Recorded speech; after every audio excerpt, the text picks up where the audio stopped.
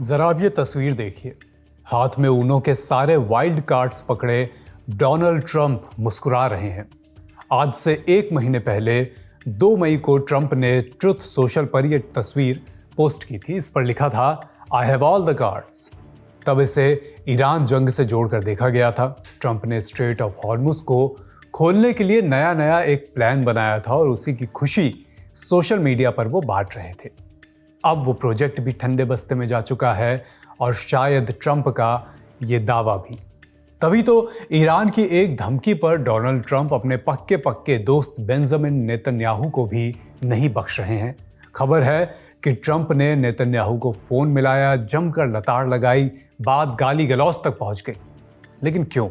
Iran से ऐसी क्या धमकी थी जिसकी वजह से ट्रंप ने यह कदम उठाया? क्या नेतन्याहू की वजह से ईरान डील अटक जाएगी? आज इन सब पर बात करेंगे। बात ओमान की भी होगी जो अब अमेरिका की रडार पर है। नमस्ते और स्वागत। मैं हूं अभिषेक और आप देखना शुरू कर चुके हैं अंतर्राष्ट्रीय प्रसंगों से जुड़ा लल्लन टॉप का रोजाना का कार्यक्रम दुनियादारी। Brought to you by Saluja Gold and Sharda University, where the software engineer meets the gifted content writer. The world comes together at Sharda University. 1 जून को ईरान ने घोषणा की कि उसने अमेरिका के साथ बातचीत के सारे चैनल्स बंद कर दिए हैं। बातचीत तब तक सस्पेंड रहेगी जब तक लेबनान में हमले नहीं रुकते। ईरान के विदेश मंत्री अब्बास अरागची ने इस बारे में एक्स पर लिखा कि अमेरिका और ईरान में सीज फायर का मतलब हर मोर्चे पर लड़ाई रुकी रहेगी, इसमें लेबनान भी शामिल है। अगर किसी ने भी इसे तोड़ा तो यह हर फ्रंट पर सीज फायर का उल्लंघन माना जाएगा। इसके बाद जो होगा उसके लिए अमेरिका और इजराइल जिम्मेदार होंगे, ऐसा लिखा गया पोस्ट में। ईरान के रिवॉल्यूशनरी गार्ड से जुड़े स्टेट मीडिया तस्लीम ने इस बारे में बताया कि ईरान और उसका एक्सेस ऑफ रेजिस्टेंस मिलकर फिर से हॉर्मुज के रास्ते को बंद करने की प्लानिंग कर रहे हैं। जरूरत पड़ी तो बाब अल मंदेब को भी ब्लॉक किया जा सकता है। CNBC न्यूज के पत्रकार एमन जेविर्स ने जब ट्रंप से इस पर सवाल किया तो ट्रंप ने कहा कि आई डोंट केयर, मुझे कोई फर्क नहीं पड़ता, अगर बातचीत खत्म हो गई है तो हो जाए। लेकिन ट्रंप की कथनी और करनी में बड़ा अंतर नजर आता है। डोंट केयर बोलकर ट्रंप इतनी केयर करने लगे कि सीधा नेतन्याहू को फोन घुमा दिया और तो और उन्हें खरी खोटी सुना दी, गालियां तक दे दी। अमेरिकी मीडिया एक्सियस की माने तो ट्रंप ने कहा, तुम पूरी तरह पागल हो चुके हो, अगर मैं नहीं होता तो अब तक तुम जेल में होते, मैं तुम्हें बचा रहा हूं। अब सब तुमसे नफरत करते हैं, इन सब वजहों से सब इजराइल से नफरत करते हैं, तुम्हें पता भी है तुम क्या कर रहे हो। रिपोर्ट के मुताबिक ट्रंप के चिल्लाने के बाद नेतन्याहू उनकी बात मान भी गए। हालांकि इस कॉल के बाद दोनों नेताओं के सोशल मीडिया पोस्ट कुछ और ही कहानी कहते नजर आए। ट्रुथ सोशल पर डोनाल्ड ट्रंप ने लिखा कि मेरे इजरायली प्रधानमंत्री बेंजामिन नेतन्याहू से बहुत बढ़िया बात हुई। अब बेरूत की सड़कों पर इजरायली सैनिक नजर नहीं आएंगे, जो पहले ही जा चुके हैं वो अब लौट रहे हैं। इसी तरह मेरे प्रतिनिधियों ने हिजबुल्लाह से भी बातचीत की, वो हमलों को रोकने के लिए तैयार हो गए हैं। इसके बाद बेंजामिन नेतन्याहू ने भी पोस्ट किया और लिखा कि मेरे राष्ट्रपति ट्रंप से बात हुई, मैंने उन्हें कह दिया है कि अगर हिजबुल्लाह हमारे शहरों, हमारे लोगों पर हमले नहीं रोकेगा तो हम दोबारा बेरूत को निशाना बनाएंगे। हमारी सेना IDF दक्षिणी लेबनान ने अपना ऑपरेशन प्लान के मुताबिक जारी रखेगी। यानी नेतन्याहू बेरूत में हमला रोकने के लिए तो मान गए, लेकिन साउथ लेबनान में इजराइल हमले करता रहेगा। इस पूरे वाकये से यह तो साफ हो गया है कि ट्रंप के लिए ईरान के साथ डील करना कितना ज्यादा जरूरी है।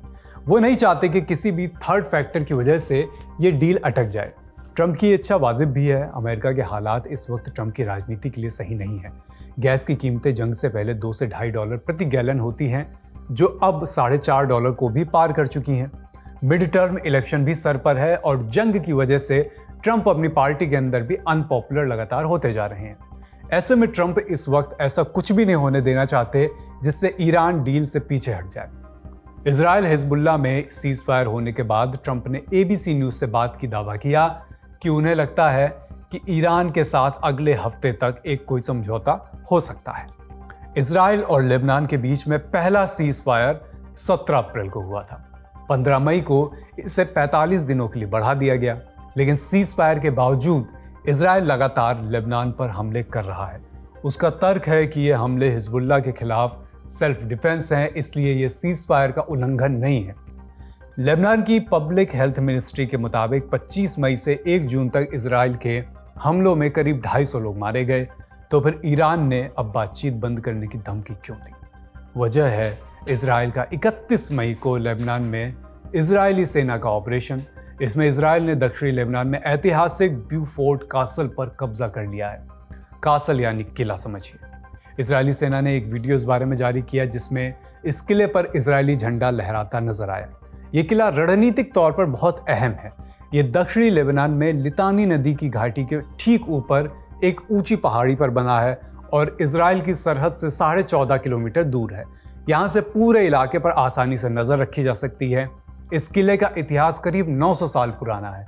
इसे क्रूसेडर्स यानी धर्म युद्ध लड़ने वाले ईसाइयों ने बनवाया था। 44 साल पहले 1982 में इजराइल ने इसी किले पर पहली बार कब्जा जमाया था। तब फिलिस्तीन लिबरेशन ऑर्गेनाइजेशन यानी PLO के लड़ाके इस किले पर काबिज थे। इजराइल की एलीट गोलानी ब्रिगेड ने एक मुश्किल जंग के बाद इस पर कब्जा किया था। इजराइल ने पूरे 18 साल यानी 1982 से लेकर 2000 तक इस किले में अपनी मिलिट्री पोस्ट बनाए रखी। अब 18 बरसों में हिजबुल्लाह और दूसरे चरमपंथी इस किले पर लगातार गोरिल्ला हमले करते रहे। इजरायली सैनिकों के लिए वहां ड्यूटी करना कभी भी आसान नहीं था। इस किले के नाम पर ब्यूफोर्ट नाम की एक मशहूर फिल्म भी बनी थी जिसे ऑस्कर नॉमिनेशन भी मिला था। साल 2000 में जब इजराइल ने लेबनान से अपनी सेना वापस बुलाई तो ये किला भी खाली कर दिया। 26 साल बाद इजरायली झंडा एक बार फिर इस किले पर लहराया गया। इस बात ने हिजबुल्लाह और ईरान दोनों को बेचैन कर दिया। लिहाजा ट्रंप पर प्रेशर बनाने के लिए ईरान ने बातचीत बंद करने की बात कही। डोमिनो इफेक्ट एक्टिव हुआ और इजराइल को बेरूत पर हमले बंद करने पड़े। भले ही ट्रंप ने इजराइल और लेबनान के बीच तनाव को और बढ़ने से कुछ दिन के लिए रोक दिया हो, लेकिन इससे इजराइल की लंबे समय से चली आ रही सोच बदलने की संभावना कम ही है। भारत का सबसे भरोसेमंद Saluja gold TMT bars. Saluja gold TMT। अब सही पकड़े हो कॉन्ट्रैक्टर बाबू, मजबूती सब कुछ है। इजराइल हिजबुल्लाह को एक आतंकवादी संगठन और अपनी सुरक्षा के लिए बड़ा खतरा मानता है। वो चाहता है कि हिजबुल्लाह को पूरी तरह खत्म कर दिया जाए। इजराइल का यह भी कहना है कि हिजबुल्लाह को निशस्त्र करने की जिम्मेदारी लेबनान सरकार की है, लेकिन कई एक्सपर्ट का मानना है कि लेबनान की कमजोर और बटी हुई सरकार के पास इतनी ताकत नहीं है कि वो इजराइल की यह मांग पूरी कर सके। लेबनान में मारोनाइट ईसाई, शिया और सुन्नी समुदायों के बीच सत्ता बटी हुई है, जिससे सरकार के लिए बड़े और कड़े फैसले लेना मुश्किल होता है।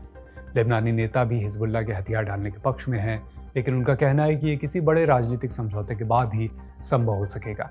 इसके लिए कई पक्षों से लंबी बातचीत भी करनी पड़ेगी। तब तक इजराइल हिजबुल्लाह की ताकत को कमजोर करने की कोशिश जारी रख सकता है। यही वजह है कि इजराइल ने बेरूत पर हमला न करने के लिए तो हामी भर दी है, लेकिन दक्षिणी लेबनान में हमले अब भी जारी हैं। यानी इजराइल हिजबुल्लाह का मोर्चा कभी भी फिर से भड़क सकता है और ये अमेरिका ईरान के बीच चल रही बातचीत को भी पटरी से उतार सकता है।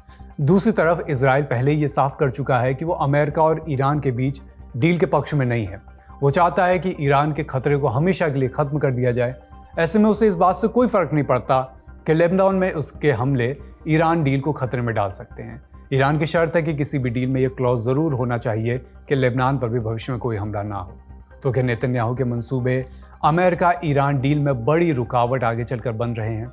अगर डील हो भी गई तो इसके टिके रहने की क्या संभावना होगी, ये समझने के लिए जानकारों का रुख करते हैं। देखिए, जो लड़ाई है इसको ऑलरेडी आई थिंक 90 डेज से ज़्यादा हो गए हैं और उसको उसमें हम देख रहे हैं कि काफ़ी पिछले कुछ दिनों से जो है तरह की सीज फायर भी चल रही है। हालांकि वायलेशन ज़्यादा हुए हैं सीज फायर के अंदर, दोनों साइड्स ने अटैक भी किए हैं, लेकिन उस सब के बावजूद दोनों तरफ से साइमल्टेनियसली एफर्ट्स हैं कि किस तरह से इस वॉर को रोका जाए और दोनों मैक्सिमलिस्ट जो कंडीशंस थी उनको कहाँ पे बैलेंस किया जाए। उसमें जैसे आपने सही कहा कि एक सबसे बड़ी इंपॉर्टेंट कंडीशन जो ईरान की है वो ये है कि किसी भी तरह से जो ये वॉर चल रहा है या इजराइल का एग्रेशन है लेबनान के खिलाफ या इवन गाजा में, अब उन्होंने गाजा भी ऐड कर दिया, तो अगर वो जब तक नहीं रुकेगा तब तक इसका मतलब है कि युद्ध टलने का नाम नहीं लेगा। उधर नेतन्याहू ने पिछले 1 महीने के जो भी अंतराल है जिसमें सीज फायर चल रही है उसमें डायरेक्ट अटैक में नहीं पड़े। वो उन्होंने पूरा अपने जो आसपास का एरिया है उसको एक तरह से एक जोन बनाने के चक्कर में पहली बार लिटानी रिवर को भी क्रॉस कर दिया और कितने लोग वहां मारे गए और डिस्प्लेस हुए हैं उसमें। तो कल जब इस तरह से पता लगा कि कितने लोग मारे गए और जब फ्रांस ने भी यूनाइटेड नेशन सिक्योरिटी काउंसिल में डिस्कशन के लिए बोला इसके ऊपर ज़्यादातर यूरोपियन कंट्रीज जो है इसराइल के खिलाफत कर रहे हैं इसके अंदर में। तो प्रेसिडेंट ट्रम्प ने उसको प्राइम मिनिस्टर नेतन्याहू को फ़ोन किया। अब उसकी दो खबरें अगर आप दोनों के ऑफिशियल रीड आउट पढ़ें तो आपको लगेगा कि बिल्कुल अलग अलग है, लेकिन अगर एक्सियोस ने जो छापा है उसमें बड़ा क्लियरली उन्होंने लिखा है कि वो कुछ तरह की लैंग्वेज भी यूज़ करी है और कैसी बातें उन्होंने डाटा है। तो बेसिकली वो भी समझते हैं, अमेरिका समझता है कि जो अमेरिका की एफर्ट्स हैं किसी भी तरह इस बात को, सीज फायर को या युद्ध को टालने की या कोई स्टेबिलिटी लाने की, उसमें नेतन्याहू का एक डिस्टेबलाइज करने में बहुत बड़ा हाथ है।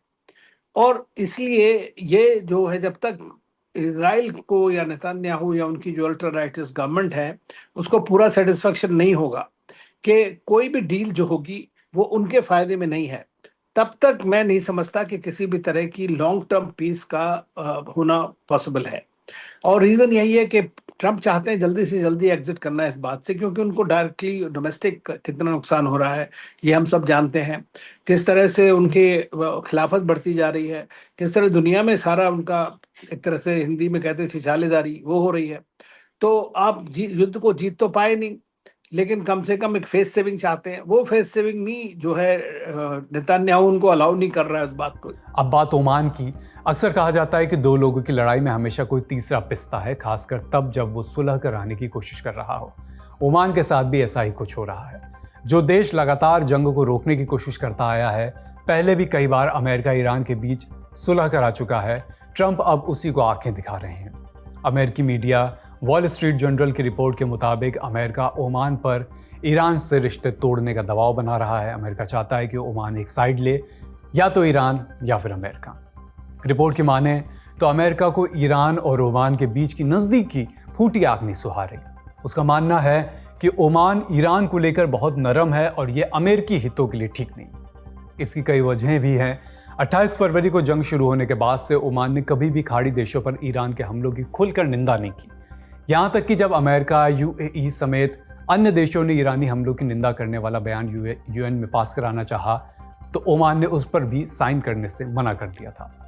रिपोर्ट के मुताबिक ट्रंप प्रशासन का ओमान से भरोसा तभी उठ गया था जब 28 फरवरी को ईरान पर हमले से एक दिन पहले ओमान के विदेश मंत्री ने कहा था कि ईरान के साथ न्यूक्लियर समझौता बेहद करीब है, जबकि अमेरिका का मानना था कि तब कोई भी समझौता सहमति के करीब नहीं पहुंचा था।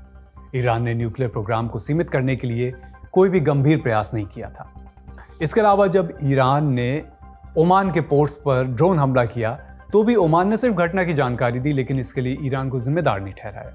ओमान के सुल्तान हैथम बिन तारिक अल सईद खाड़ी के एकमात्र लीडर थे जिन्होंने अली खामनेई की मौत के बाद ईरान के नए सुप्रीम लीडर चुने जाने पर मुस्तबा खामनेई को बधाई दी थी। इन्हीं सब वजहों से अमेरिका के साथ साथ सऊदी अरब और यूएई जैसे खाड़ी देश भी ओमान से खुश नहीं है, नाराज है। पिछले दिनों ट्रंप ने सीधा ओमान पर हमले की धमकी तक दी थी। ये धमकी उन रिपोर्ट्स के बाद आई जिसमें दावा किया गया था कि ओमान ईरान के साथ मिलकर स्ट्रेट ऑफ हॉर्मुज पर टोल वसूलने की तैयारी कर रहा है। ट्रंप से जब इससे जुड़ा सवाल पूछा गया तो उन्होंने कहा कि अगर ओमान ने ऐसा किया तो वो उस पर हमला कर देंगे।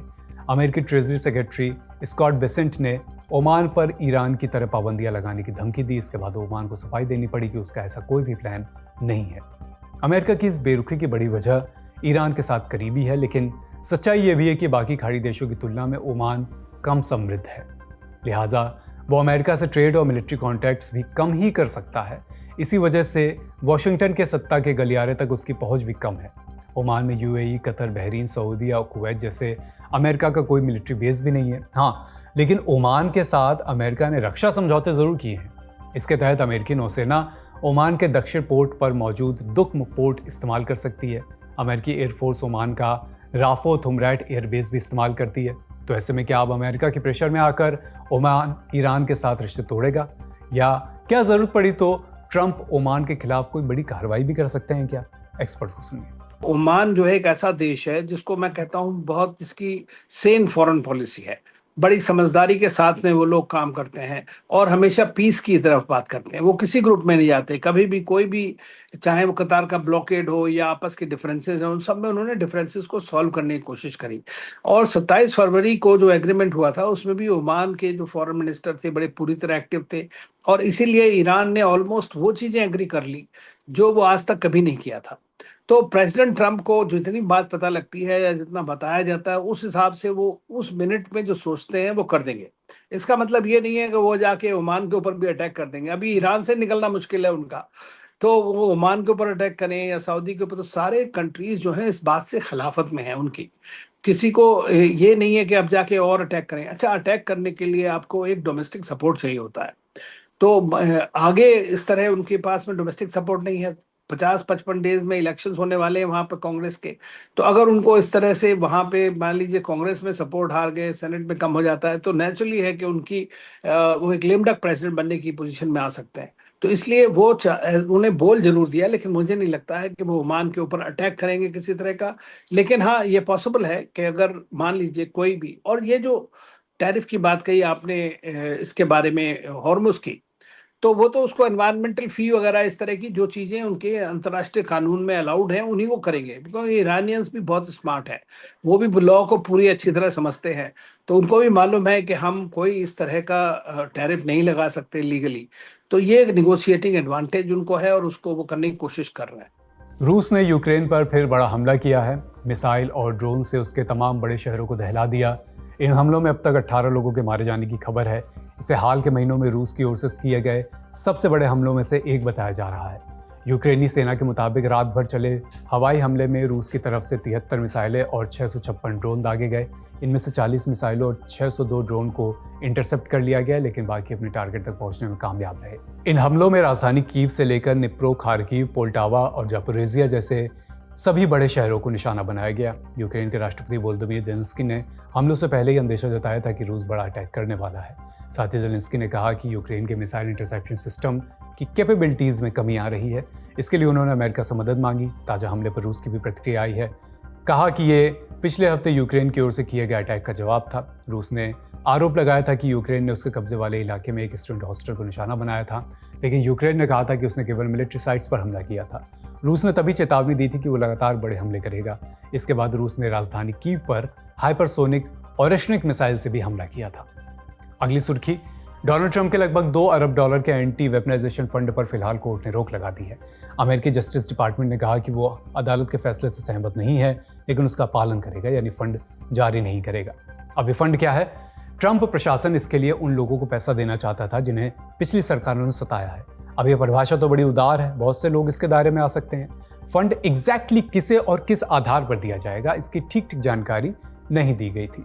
आलोचकों ने आरोप लगाया कि इससे अवैध रूप से ट्रंप के समर्थकों को फायदा पहुंचाया जा सकता है। 2021 में कैपिटल हिल में हुए दंगों में शामिल लोगों को भी इसके जरिए पैसे दिए जा सकते हैं। इन्हीं सब वजहों से इस फंड का लगातार विरोध हो रहा। खुद ट्रंप की रिपब्लिकन पार्टी के भी तमाम लीडर्स ने विरोध किया। फंड शुरू कैसे हुआ, इसकी कहानी तो और भी दिलचस्प है। ट्रंप ने अपनी ही सरकार के टैक्स डिपार्टमेंट पर $10 बिलियन का केस ठोका। बाद में सरकार के ही जस्टिस डिपार्टमेंट ने समझौता कर लिया। इसी समझौते के तहत $1.8 बिलियन का एंटी वेपनाइजेशन फंड तैयार किया गया। आज का दुनियादारी यहीं समाप्त होता है। अपना और अपनों को ख्याल रखिए। लल्लन टॉप देखते रहिए। शुक्रिया। शुभ रात्रि।